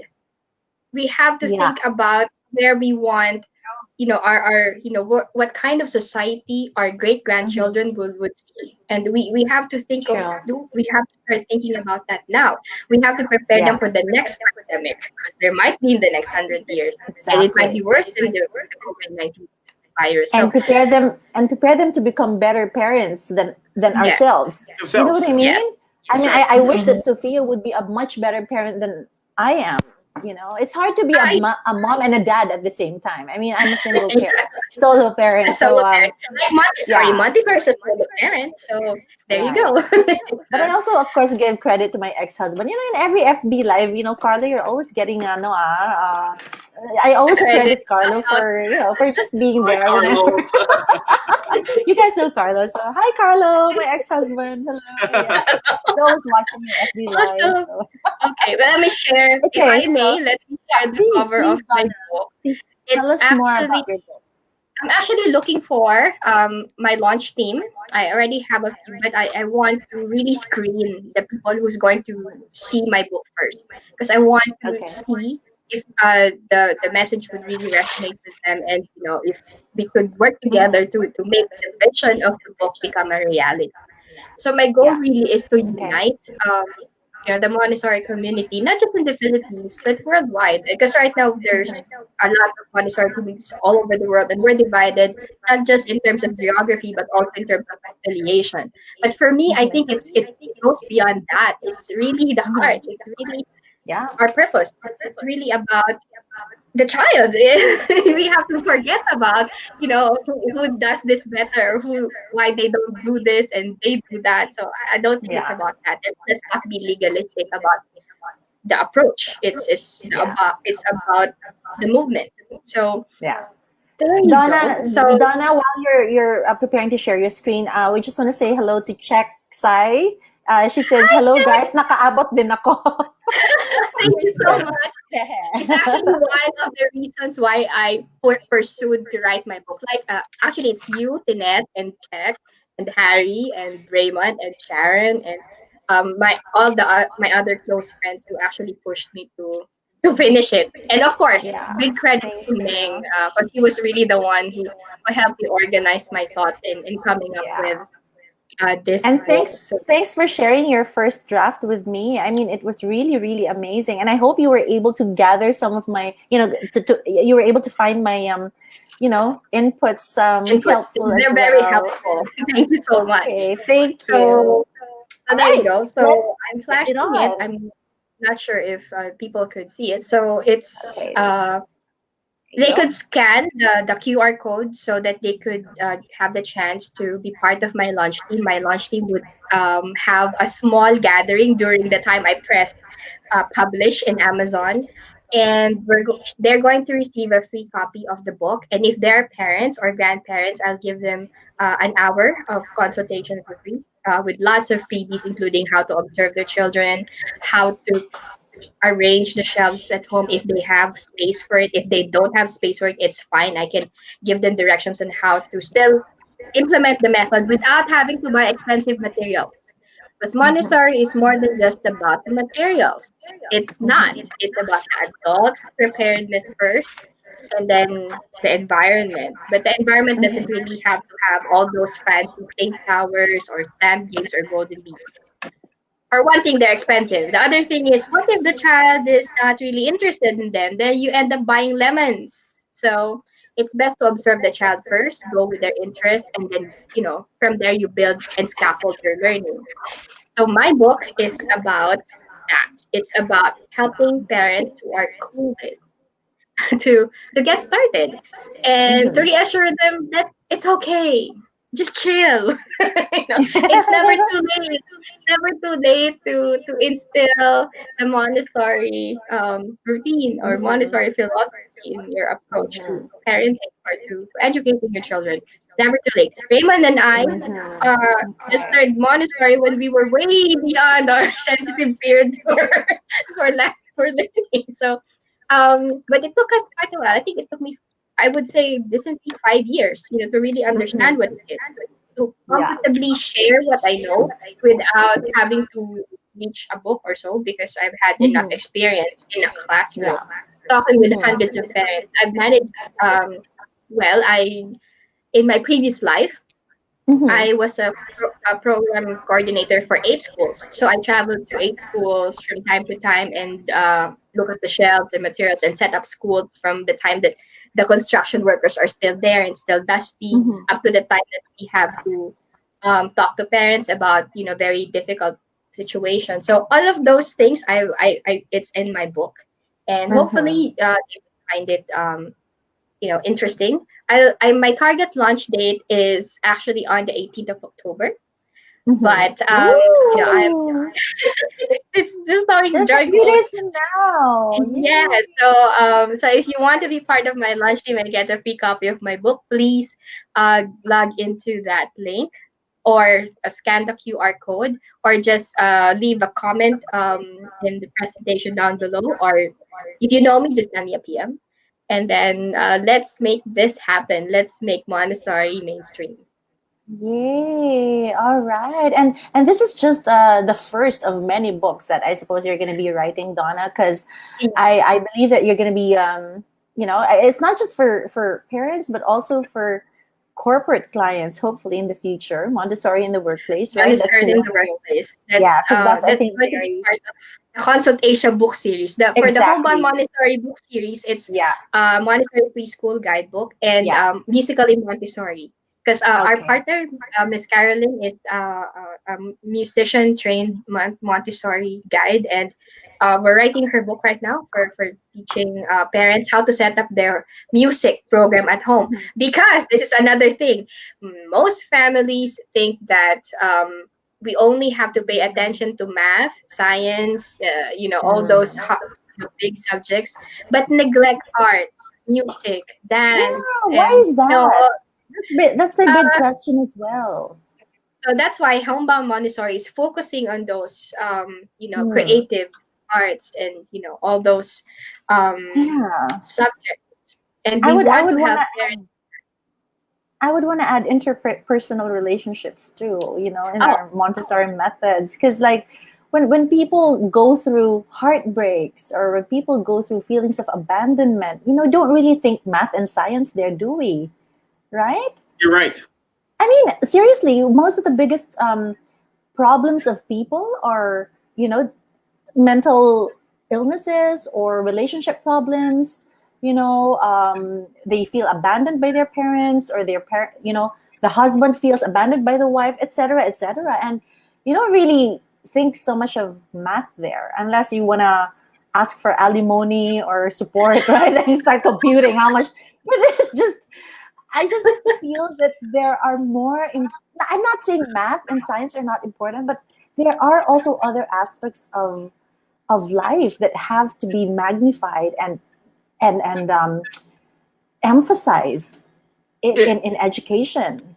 Don't you that's why guys think? in a Montessori classroom, Tinette, I would say we also cover that one because we talk about emotions. Yeah, We talk about exactly. that it's okay for a child I to get love hurt. it. I It's just okay love for the it. child. It's okay for a child to cry. It's okay to feel all these because I mean these are all part Yeah, of their growing years. They will and learn from each and every emotions that they're going to encounter, and right, that right. would that would carry it all the way through adulthood. If your child has a wide range of all these things, and that's why if the child, if you see child fighting in a playground or something like that, Yeah, you come to them and you talk to them, you let them talk, you give each other a turn to talk and explain what's going on, and then right. you do not ask them to do what you want them. Hey, you say sorry. No, we don't do that. You ask them, you dig on that part of that the child of what are you what are you gonna say? Do you have to Yeah, say anything or do anything?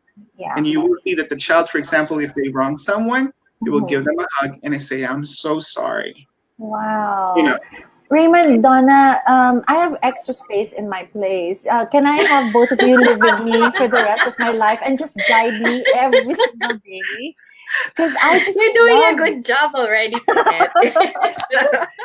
Yeah, but I mean, wow, that's amazing. Whereas in traditional schools, when you talk to your seatmate, they list your name on the board, noisy Yes. girl, or the teacher has this meter stick and, quiet, right? So it's like, I know. it's just, And the geez, I wish we pressure, the had, pressure to the pressure to perform is really in the traditional schools. Actually, rewards and punishments are a no-no yeah, in a Montessori environment. We do not exactly. give grades. We do not rank children. We Right. do not Yeah, Right. punish them if they forgot something. We yeah. actually are forbidden, to show Mm-hmm. disappointment in our face. I remember one of the lessons I've learned from our mentors is to practice your neutral face Okay. Yeah. Yeah, and So that's you're why. your not you're tone not of voice. encouraging and you're not discouraging Right. anything. Yes, That's you're why just we don't. guiding them.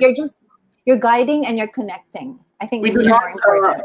Yeah. We don't usually like give grades to Montessori children. Mm. Percentage, Mhm. letters, and stuff like that. We do not. It focuses strictly on. A lot of people are Exactly. just focus on results, but it's Yeah. not all about results. It's Mm-hmm. like results is just like our only measure of what the student like knows, right? Mm-hmm. So that our particular moment in time, but grades become the end itself, right? True.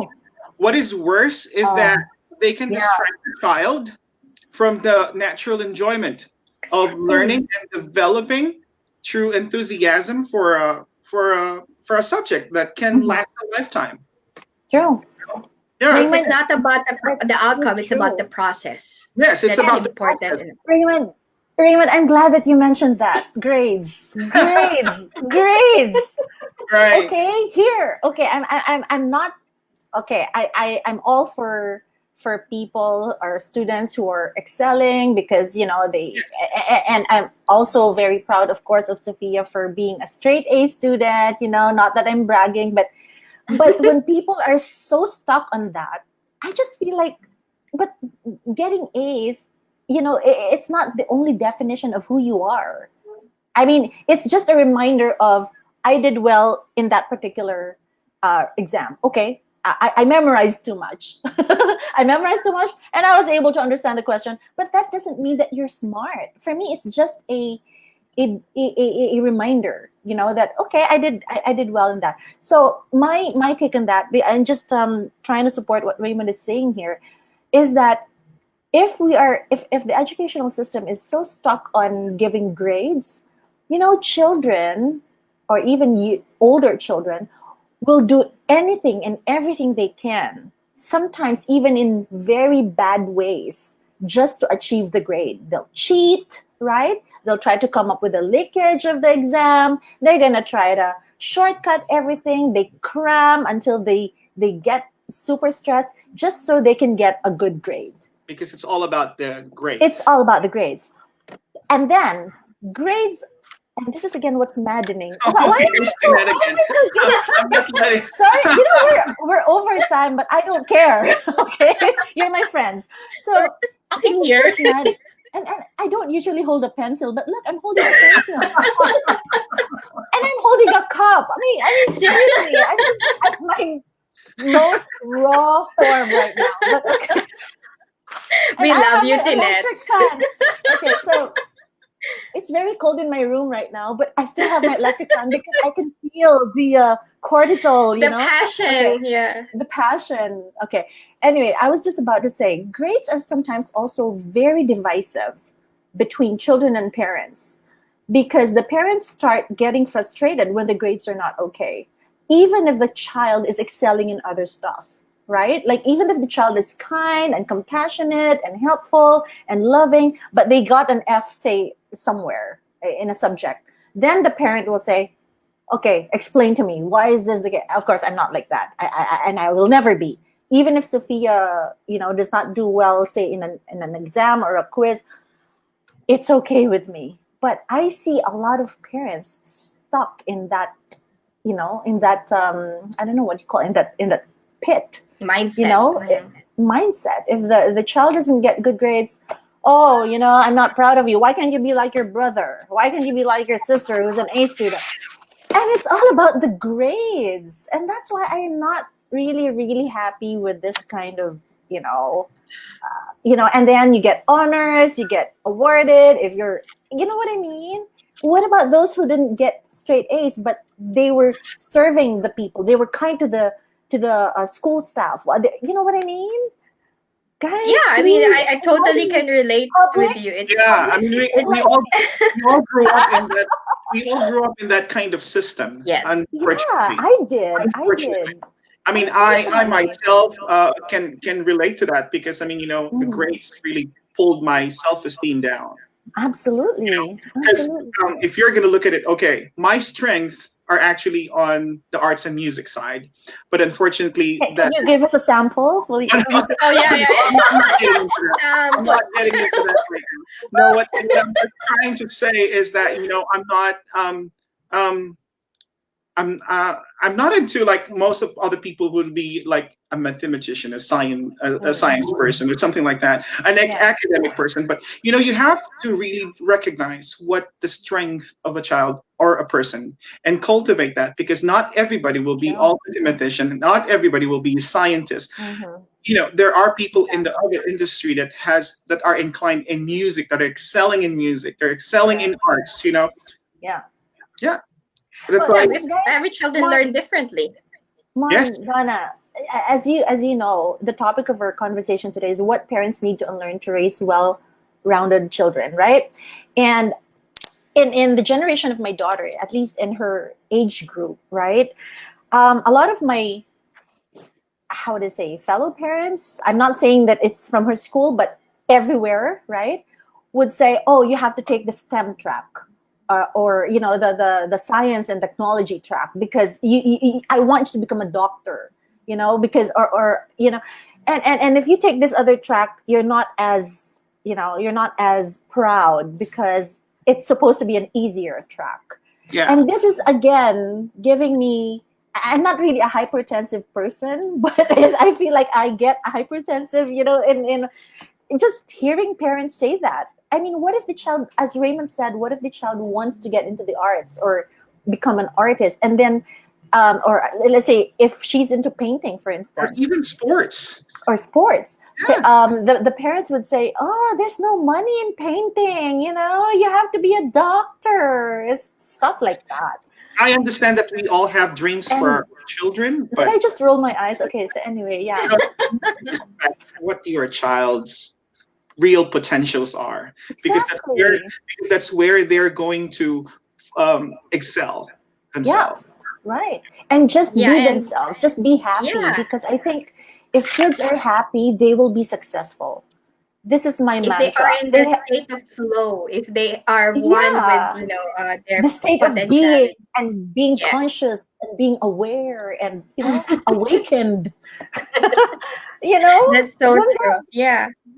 But unfortunately, there's this conflict between an adult and a child, because for adults, our measure for success or for accomplishment is the outcome. It's the product. It's how we want things to happen. But for children, the way they learn, they are really more into how it's done. It's about the process, because that's how they learn.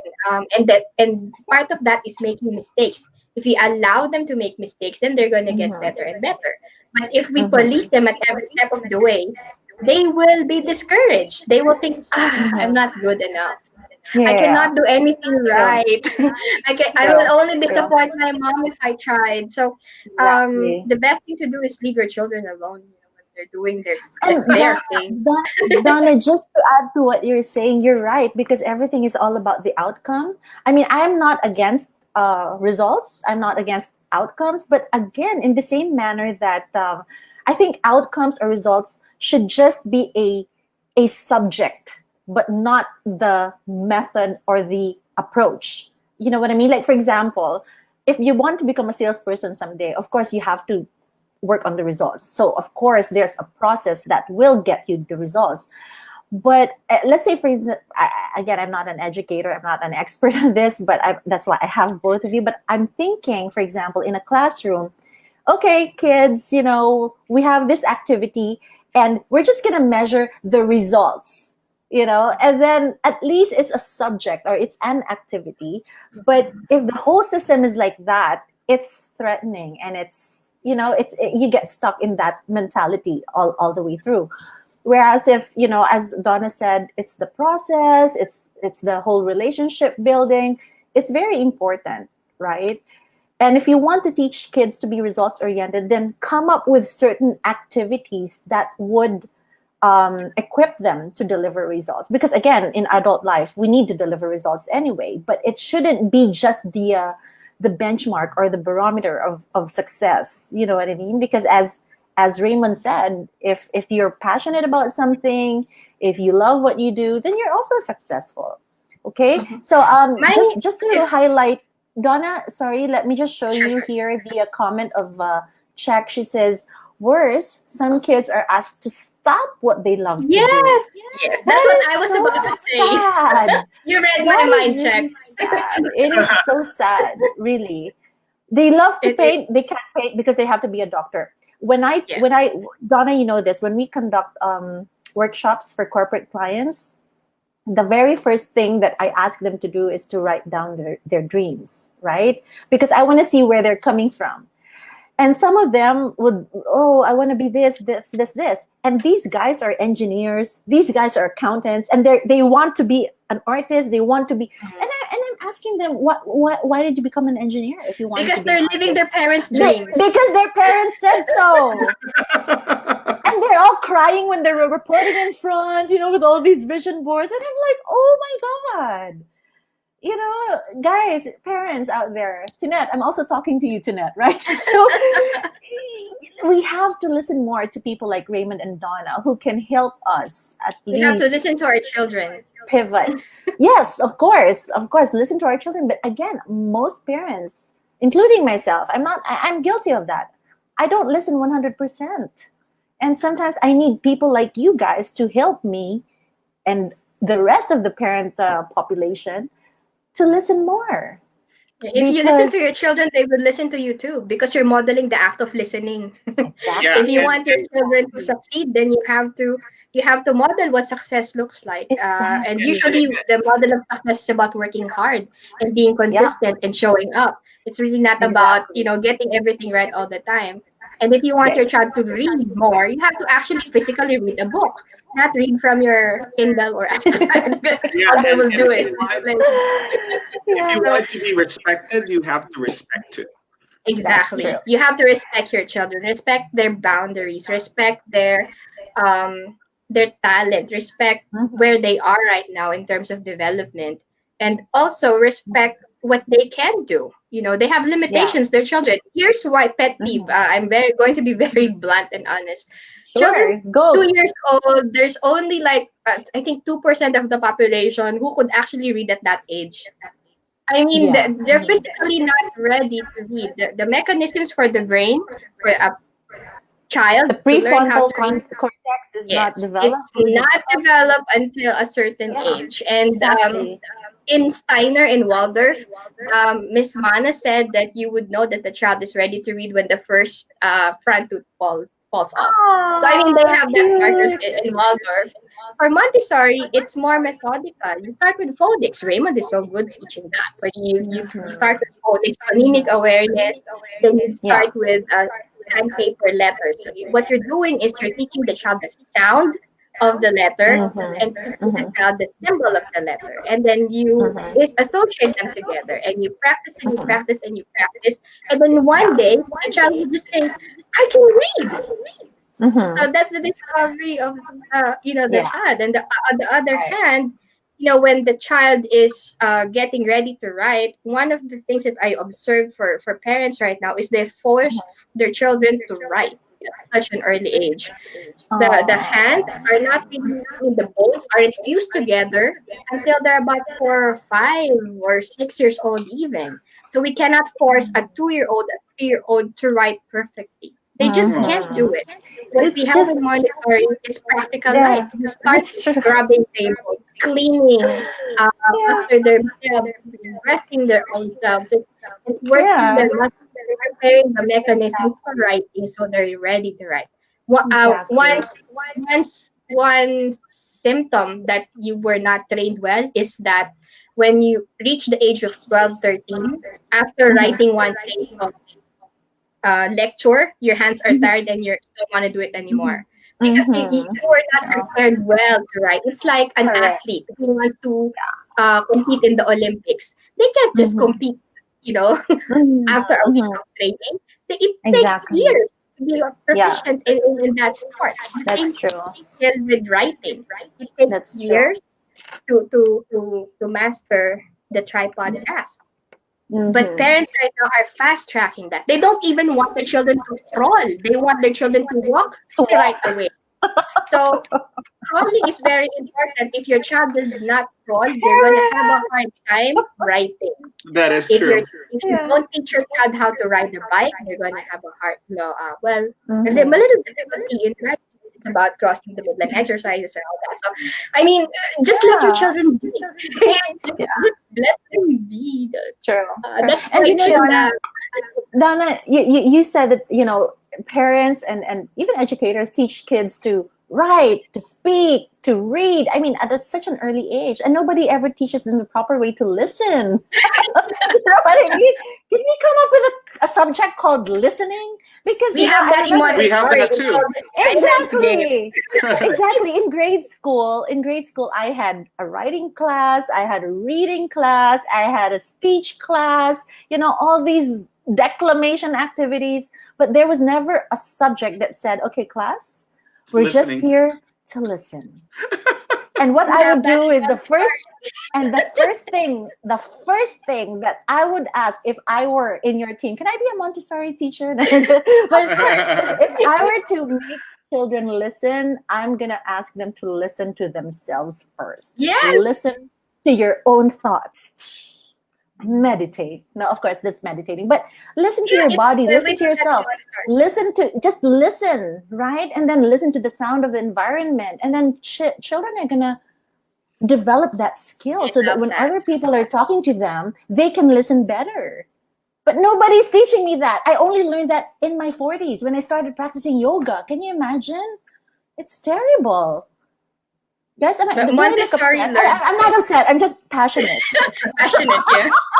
Montessori spent her later part of life in India. That's why she was inspired by these practices sprinkled in her writing. But I'm sure Raymond can share that. Silence game is a vital part of language in Montessori. In Montessori, we have 4 sets. We have receptive language and expressive language. Receptive language is reading and listening. Expressive is writing and speaking. So we teach all those 4. Donna, you know what? I'm a mom of a teenager, and every time we have a small argument, all she's gonna tell me is, "Mama, please listen." That's all. And I'm sure as parents, the reason why we talk and talk and talk and talk is because we want our kids to listen. So listening is there's so much scarcity in listening. Why? Because it was never taught to us when we were young, right? My memory of listening to how to learn to listen is when my teacher was getting mad. Class, please listen, right? And it's always attached to weakness and threat and powerlessness, if that makes sense. And so when husbands and wives, now we're getting into marriage counseling here. But anyway, when husbands and wives argue, you know what I mean? And nobody listens because they feel that if they listen, they're the weaker one.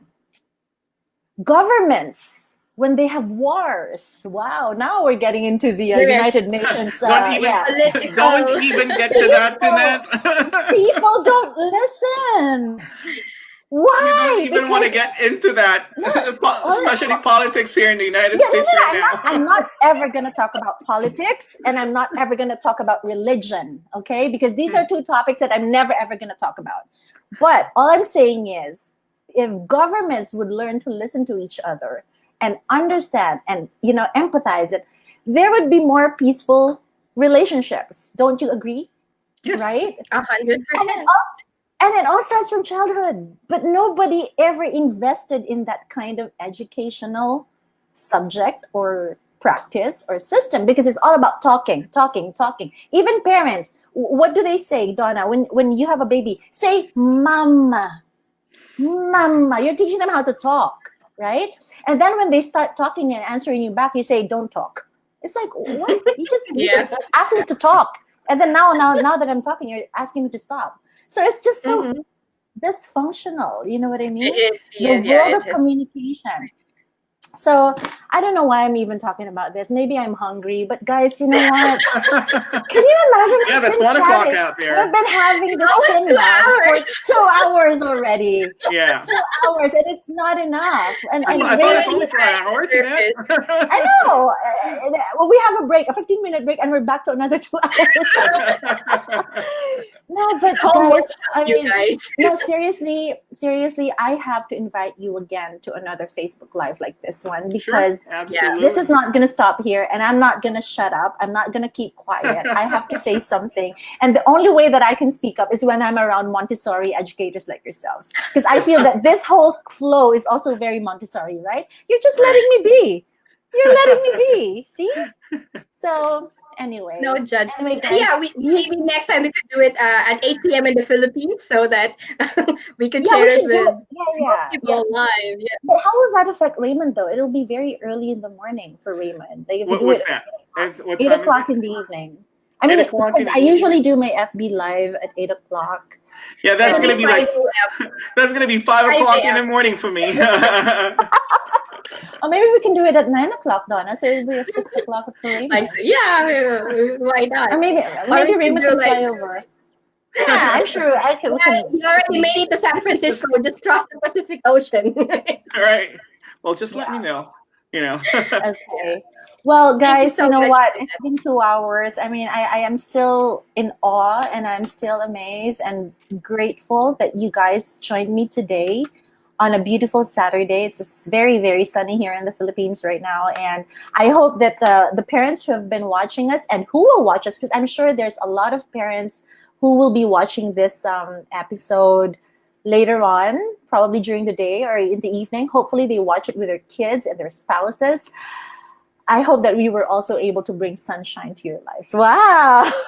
Because it's very sunny in the Philippines. Right. So we'd like to bring sunshine in your lives, in your, to your families. If you're feeling so down, it's not the end of the world. It's the start of your awakening. Where did I just get that? But yes. Wow. Donna, Raymond, what is the big message here? Please feel free to share with us, with our viewers, your big message. So Raymond, go first. Well, yeah, it's really simple. I mean, as parents, as we are the first educators of our children. The way we would like our children to be lies on our hands, and lies on our own approach to them. So this is a big responsibility. It's not just a responsibility. Learning is not just a responsibility of a teacher. We are all co-educators right here. Everything what Montessori does or education does from school, there should be a continuation of what's going on at home. So this is going to be a lifelong journey, for all of you. I mean, for all the parents. And I strongly support, respecting what the child's interest and whatever your child's love to do, please support them, because that will make them themselves. That's the uniqueness of their own personality. All right, thanks so much, Nice. Juan. And what about you, Donna? Miss Universe answer. Amazing. Magnificent. Thank you so much for that wonderful question. That is an absolutely Bottom line is world peace. So world peace. that's our goal. And to really reach that point, we have to respect the child, and we have to see that education is an aid to life. It's not about dumping information in the child's brain. It's about preparing ourselves to be better parents and educators by really learning and understanding what the child's needs are, by observing them and listening to them, and meeting those needs by preparing the environment, by giving them a sense of order. by Mhm. being consistent in your routines and not breaking them yourself because you can, because you're the adult, or because Mhm. you're the mom and you could say because mommy says so, Mhm. because mommy knows Mhm. best, or because daddy knows best. Not like Yeah. that. If you create a rule, if you create a routine at home, you have to do it too. If lights off at 8 o'clock because you want the child to sleep, you have to sleep too. At least pretend to, and just get up when they're already asleep. You have to Yeah. walk the talk because Yeah. values are caught, not taught. It's really Mhm. about not making them into a copy of yourselves because they're not. They're Yes. genetically Yes. different. Oh my They're God. a Yes. combination of two different chromosomes. They're not your clone. They're a different person. And I'm imploring you guys out there, the Powerful. parents out there, Powerful. please, please, please, please It's marvel at the powerful. beauty of the child that you Yeah. have in front of you. And once Yes. you realize how beautiful that is, that's the only time you could begin to really just step back and let the magic, you know, unfold right in front of you. So with that, thank you so much, Tinette, for this Wow. Well opportunity said, to Donna. it's Wow, it's in Donna my and Raymond, those are so powerful, and you have both really just enlightened me in so many ways. And I wish you both the best. And my message actually to the parents who are watching and who will be watching, because if you're not watching right now, I'm gonna make sure I'm gonna fill your inboxes with links to this FB Live, right? Because I know most of my friends are busy on Saturdays, especially at noon. So if you're watching, number one thing that we need to unlearn is to stop judging our children based on their grades alone. Okay. So, because again, that's very hurtful for them. And sometimes the choice of schools, we choose schools based on status, what kind of kids go to that school. But really, as what Donna said, and Raymond as well, is it's so important for us to also consider the approach that this school or this educational system is using or applying to shape our children's life. Okay. Also, as parents, let's not be too proud to admit that we also need to grow up. Okay, we need to grow up with our children. If we want our children to grow up properly, we need to grow up with them. Because I personally, when I was a child when I was a parent to Sophia, when she was in her preteens, for example, or when she was 8 or 6, I was different. The role demanded different kinds of empathy and attention and skills. But now that she's a teenager, I can't be a parent to a 6-year-old. I can't.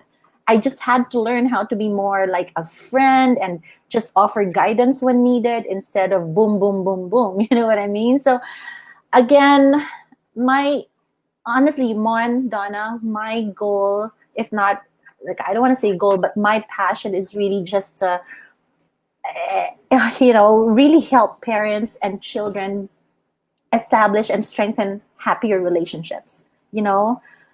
Because that's my in when the pandemic started. Donna knows this. At Consult Asia, we had to pivot the business quickly. We had to do a lot of changes. We got rid of a lot of activities that weren't necessary anymore. But one thing remains: your relationship with your kids and your family. So all the more that we have to strengthen our relationships, and our roles alone are not enough. We need to strengthen the relationship, identify and acknowledge the role, strengthen the relationship, and the rules may follow. Okay? Because without relationships, rules will always turn into rebellion. We all know that.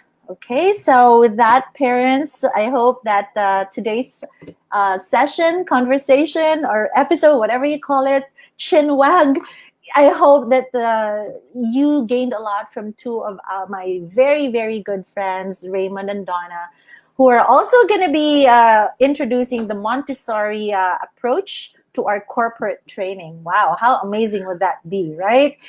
So with that, guys, please, if you haven't already, please follow us on Facebook. We have, well, actually, feel free to visit our website first, www.consultasiaglobal.com. And you can also like our Facebook page, Tinette Cortes or Tinette Rodriguez Cortes Facebook page, and the Consult Asia Global Group page. And Donna, would you like to see our other pages? Because I'm already running out of breath. We have Consult Asia Global Market Civic, Consult Asia Global South Luzon, and Consult Asia Global Australia, Consult Asia Global Canada, North America. North America. Yeah, I mean, yeah. So guys, please, Consult Asia is dedicated to help not only individuals but families, organizations, and hopefully the world become a better place. Okay, so with that, thank you very much, Raymond. Donna, can you stay with me in the studio for just a couple of more minutes? Sure, absolutely. Yeah, for another 2 hours. No, I'm just kidding. Okay, guys, thanks so much, and have a great day in the Philippines and the UK and Australia, and have a great evening to our friends in the States and Canada. Bye for now. Bye. Goodbye. Have a good one.